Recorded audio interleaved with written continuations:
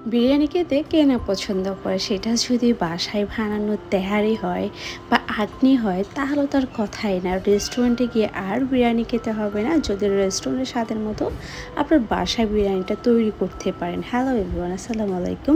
আজকে আপনাদের সাথে শেয়ার করছি আমার বেস্ট ওয়ান রেসিপি আখনি। এটা হচ্ছে বিফ আখনি। আমি এর আগের বারে খাসির আখনি দেখিয়েছিলাম, আজকে দেখাচ্ছি বিফ আখনি। আমি ফার্স্ট অফ অল কিছু পেঁয়াজ কাট করে নিয়েছি অ্যান্ড এখন কিছু টমেটো কুচি করে নিচ্ছি। যারা নতুন রাঁধুনি আছে আমার রেসিপি ফলো করলে অবশ্যই আমার মতো সেম আটনি বানিয়ে সবাইকে বাসায় সারপ্রাইজ দিতে পারবেন। এরপর আমি কিছু রসুন কুচি করে নিয়েছি অ্যান্ড আটটা বোলের মধ্যে আমি আমার কতটুকু পরিমাণ মাংস লাগছে সেটা আমি অ্যাড করে নিয়েছি। আমি এখানে 1.5 কেজি মাংস নিয়েছি। রসুন কুচি দিয়ে দিয়েছি, উপর থেকে পেঁয়াজ দিয়ে দিলাম, এরপর টমেটো কুচি দিয়ে দিলাম, এরপর দিয়ে দিচ্ছি কিছু গরম মশলা। গরম মশলা চাইলে গুঁড়ো করে দেওয়া যেতে পারে। এরপর অ্যাড করছি আদা বাটা। এরপর উপর থেকে দিয়ে দিচ্ছি 1 টেবিল স্পুন কালো গোলমরিচের গুঁড়ো। এরপর অ্যাড করছি 2 টেবিল স্পুন ধনে গুঁড়ো। এরপর জিরে গুঁড়ো 2 টেবিল স্পুন। এরপর দিয়ে দিচ্ছি রাঁধুনি বিরিয়ানি মশলা। আপনারা চাইলে এটা অর্ধেকটাও ইউজ করতে পারেন, আমি এখানে পুরোটা ইউজ করেছি কেননা আমার মাংসের পরিমাণ একটু বেশি। রাঁধুনি বিরিয়ানি মশলা অবশ্যই ব্যবহার করতে হবে। এরপর অ্যাড করছি 2 tablespoon red chilli powder. এরপর অ্যাড করছি স্বাদ মতো লবণ। এরপর দিয়ে দিচ্ছি আগে থেকে গুলিয়ে রাখা প্রায় 1 কাপ পরিমাণের টক দই। এরপর অ্যাড করছি 1 কাপ সরিষার তেল। এরপর অ্যাড করছি সয়াবিন তেল 1 কাপ। এখন সব কিছু আমি ভালোভাবে মিক্স করে নিচ্ছি। আপনারা চেষ্টা করবেন এটা হাত দিয়ে মিক্স করার, কেননা এটা হাত দিয়ে যত ভালো মিক্স করা যায় অন্য কোনো স্প্যাচুলা দিয়ে এটা খুব ভালো মিক্স হয় না, আমি যেটা এক্সপিরিয়েন্স করেছি। আপনার মিক্সিংয়ের উপর ডিপেন্ড করবে আপনার আখনির টেস্ট কেমন হবে। অ্যান্ড এটা আমি এইভাবে ম্যারিনেশন করে প্রায় 30 মিনিটের জন্য সাইড করে রেখে দিব। 30 মিনিট পর এটা আমি চুলায় বসিয়ে দিব ডিরেক্ট, আর কোনো নাড়াছড়া করব না। আমি এক্সট্রা কোনো রকম পানি ব্যবহার করিনি। মিক্স করা হয়ে গিয়েছে, এখন 30 মিনিটের জন্য ঢাকনা দিয়ে ঢেকে রাখবো। ঢেকে দেওয়ার পর অন্য সাইডে আমি চলে যাচ্ছি। আমি বড় বড় দুটো আলু নিয়ে নিয়েছি, আলুগুলো ছিলে নিয়েছি। আমি এখানে বড় বড় দুটো আলু নিয়েছি, আপনারা চাইলে আরও বেশি করে নিতে পারেন, সেটা আপনার উপর ডিপেন্ড করছে। তো আমার আলু যেহেতু বড়ই সেক্ষেত্রে আমি দুটো ব্যবহার করেছি। আলু বেশি গেলে অনেকে বড় করে কাটতে পারেন, আমি আমার মতো করেই কাটছি। তো অনেকে চাইলে একদম দুভাগ করে দেওয়া যেতে পারে, কিন্তু আমি এক্ষেত্রে বড় বড় করিনি, একদম মাঝারি সাইজের করে কেটে নিয়েছি। এরপর একটা মিক্সিং বোলে নিয়ে নিয়েছি, এটা খুব ভালোভাবে ওয়াশ করে নিচ্ছি। 2 থেকে 3 বার করে ওয়াশ করে নিয়েছি। ওয়াশ করে নেওয়ার পর উপর থেকে দিয়ে দিচ্ছি রেড চিলি পাউডার অ্যান্ড সামান্য লবণ। এটা দিয়ে খুব ভালোভাবে মিক্স করে নিচ্ছি। এটা মিক্স হয়ে গেলে আমি রেখে দিচ্ছি অন্য একটা সাইডে। তো অন্যদিকে চলে যাচ্ছি, আমি এখানে মাংস বসিয়ে দিয়েছিলাম রান্নায়। তো এই যে আমার মাংসের কালারটা কি সুন্দর, অ্যান্ড এখানে দেখছেন পানি কিন্তু অটোমেটিকলি বের হয়েছে। ঢাকনা দিয়ে যখন ঢেকে রাখবেন নিজে থেকেই পানি বের হয়ে আসবে।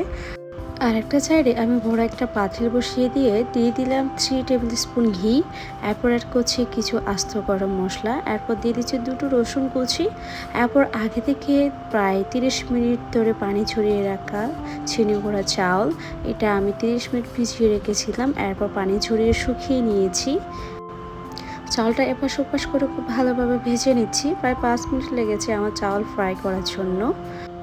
এখন দেখছি আমার মাংসের কী অবস্থা। দেখলাম পারফেক্টলি আমার মাংস সিদ্ধ হয়ে গিয়েছে। আমি একটু ভেঙে দেখেছিলাম, প্রায় 90% হয়ে গিয়েছে। এখন আমি ডিরেক্ট ইউজ করতে পারবো। এই যে আমার চাউল ভাজা হয়ে গিয়েছে, এখন অ্যাড করে দিচ্ছি মাংস। তো এই মাংসটা আমি ডিরেক্ট হালকা ঝোল থাকা অবস্থায় ব্যবহার করছি, যেন নিচে লেগে না যায় চাউলের সাথে। খুব ভালোভাবে চাউলের সাথে মাংস এবং মশলা সব কিছু মিক্স করে নিচ্ছি। এক্ষেত্রে চাইলে চাউলটা 80% সিদ্ধ করেও অ্যাড করা যেতে পারে, কিন্তু আমি ডিরেক্ট ব্যবহার করেছি। অন্যদিকে একটা পাইপেন বসিয়ে 2 টেবিল স্পুন অয়েল ইউজ করে এরপর দিয়ে দিলাম আগে থেকে মিক্সিং করে রাখা আলুগুলো। তো আলুগুলো আমি একটু লাল লাল করে ফ্রাই করে নিব। আমার আলু পারফেক্টলি ফ্রাই হয়ে গিয়েছে। এখন আমি ডিরেক্ট মাংসের সাথে অ্যাড করে দিচ্ছি। আমি এটা চাউলে পানি দেওয়ার আগেই আলুগুলো অ্যাড করছি, কেননা আলুটা সিদ্ধ হতে হবে। আমি যদি পরে ব্যবহার করি সেটা সিদ্ধ না হওয়ার একটা চান্স দেখে যায়। এরপর ব্যবহার করছি আগে থেকে ফুটিয়ে রাখা গরম পানি। গরম পানিটা অবশ্যই ফোটানো পানি হতে হবে। পানিটা আমি দুভাবে ব্যবহার করেছি, কি পরিমাণ পানি লাগবে সেটা দেখার জন্য। প্রথমে আমি 500 ml করেছি, এরপর 500 ml অ্যাড করেছি। টোটাল আমার 1 লিটার পানি লেগেছে। এরপর ঢাকনা দিয়ে রেখে দিয়েছি। অন্য সাইডে চলে যাচ্ছি একটা মিক্সিংয়ের জন্য। আমি এখানে 3 টেবিল স্পুন গুঁড়ো দুধ নিয়ে নিয়েছি। এরপর 1 টেবিল স্পুন কেওড়া জল দিয়ে দিয়েছি। এরপর দিয়ে দিয়েছি গরম পানি। এটা খুব ভালোভাবে মিক্স করে নিচ্ছি। মিক্স করে আমি এটা সাইড করে রেখে দিব। এখন চলে যাচ্ছি আমার বিরিয়ানির অবস্থা দেখার জন্য। এই যে আমি চলে এসেছি, আমার পানি প্রায় শুকিয়ে গিয়েছে। এক্ষেত্রে আপনারা অবশ্যই লবণের পরিমাণ দেখে নেবেন। অ্যান্ড আমি এখন একটু এপাশ ওপাশ করে মিক্স করে নিচ্ছি। এক্ষেত্রে আবার যদি পানি এক্সট্রা লাগে সেটাও দেখে নিতে পারবেন, চাউলটা কতটুকু সিদ্ধ হয়েছে সেটা দেখেই। আমার এখানে আর কোনো রকমের পানি প্রয়োজন নেই। আমি যতটুকু দিয়েছি ততটুকু দিয়ে আমার চাউলটা 100% হয়ে যাবে। এখন আমি আবারও উপর থেকে দিয়ে দিচ্ছি আগে থেকে মিক্স করে রাখা পাউডার মিল্কটা। এরপর দিয়ে দিচ্ছি 7-8টা মতো কাঁচামরিচ, দিয়ে দিচ্ছি 5-6টা আলু পকোড়া, কিশমিশ, বাদাম। এরপর ঢাকনা দিয়ে রেখে রাখবো 20 মিনিটের জন্য। এর মধ্যে আমি কোনো রকম নাড়াচাড়া করব না। আমার যে ছিদ্রতা আছে সেটা আমি লবঙ্গ দিয়ে বন্ধ করে দিয়েছি। প্রায় 20 মিনিট পর ফিরে এসেছি। দেখেন আমার বিরিয়ানির কালারটা কি সুন্দর হয়েছে, একদম পারফেক্ট আগ্নির মতো। দোকানের চেয়ে বেস্ট ওয়ান যদি আপনি বাসায় এটা পারফেক্টলি রেডি করতে পারেন। মাংসটা দেখেন, হাত দিয়ে ছিঁড়ে দেখালাম কতটা পারফেক্টলি সিদ্ধ হয়ে গিয়েছে।